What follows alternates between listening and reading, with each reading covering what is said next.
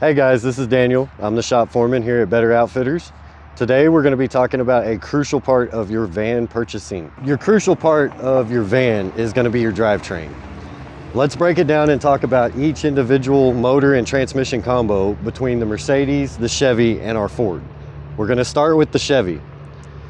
The Chevy runs, this particular one is a 6.6 liter gas. It's also backed up with a 6-speed transmission.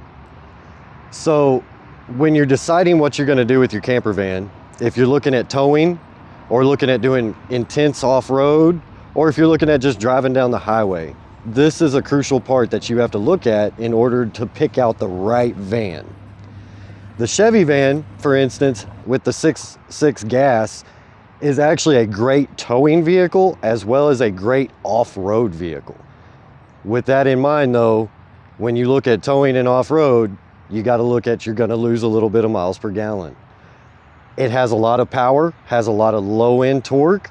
It can get you through those rough, rocky edge roads, up the side of mountains, through creeks, but it can also pull your boat, other little cargo trailers, accessory trailers, without even thinking about it.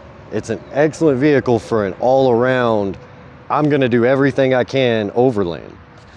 All right, guys, so we've talked about the Chevy. We've talked about its benefits. Let's move on to the Ford over here and we'll discuss it. All right, now that we're at our Ford over here, the Transit, its powertrain is a 3.5 liter turbo gas motor. It comes with a 10-speed transmission. There's other options. This is gonna be more of cram your gear in it, let's hit the highway.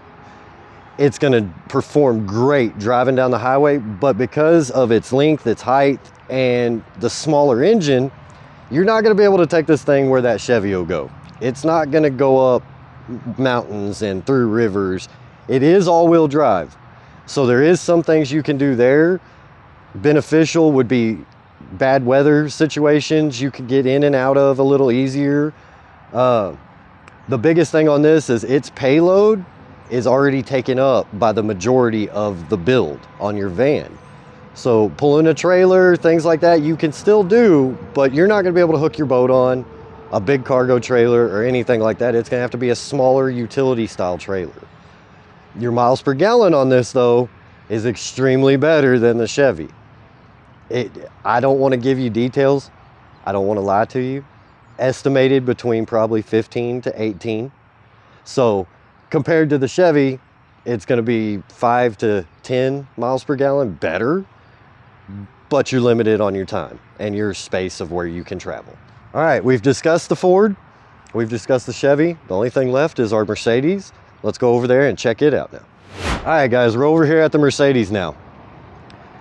Mercedes runs, in this particular model, a 3.0 liter diesel. Now with the diesel, you get into a whole nother world than gas. It's not just as easy as pull up to the gas station, pour some diesel in it and take off. You actually have dev fluid. Your maintenance on a diesel is more expensive than a gas motor. Your oil changes are a little bit more. You have more filters because there's other fuel filters and things. You also have the dev fluid. But your diesels have a completely different power system. So these motors they'll perform a little higher in some ways and a little lower in others. This van right here is set up to be your all-around van. It can tow, it can climb, and it's gonna get fairly decent fuel mileage because of the diesel aspect. Lovely West Texas weather. We're starting to get rained on, so we're gonna jump inside and we're gonna finish it out inside. All right, guys, we're in our Mercedes here. Beautiful interior, but we're still talking about motors and transmissions and maintenance. Maintenance, maintenance, maintenance. So you've seen a Mercedes, you've seen a Ford, and you've seen a Chevy. Ford and Chevy have multiple places you can take them to get maintenance and service work done. Mercedes, not so much. You've got dealerships, which is my recommended go-to for any maintenance or service work. When you look at your dealerships for maintenance on a Mercedes, they're far apart. You look at your dealerships for Chevys and Fords, they're everywhere. So there's another side to look at. Also, considering this is a diesel, even if the other two were diesels, your maintenance is going to be a little bit more expensive. Chevy's maintenance on a diesel, a little I can't give you exact prices, but it's a little bit higher than their gas. Ford the same way. The Mercedes, however, you're sticking a Mercedes name on it, but you get the dependability of the Mercedes. They stand behind their motors. Their motors are in numerous makes and models of vehicles all over the world. So just some things to kind of keep in mind when you're looking at motors, transmissions, things along those lines. Another thing to keep in mind, this isn't a cheap purchase.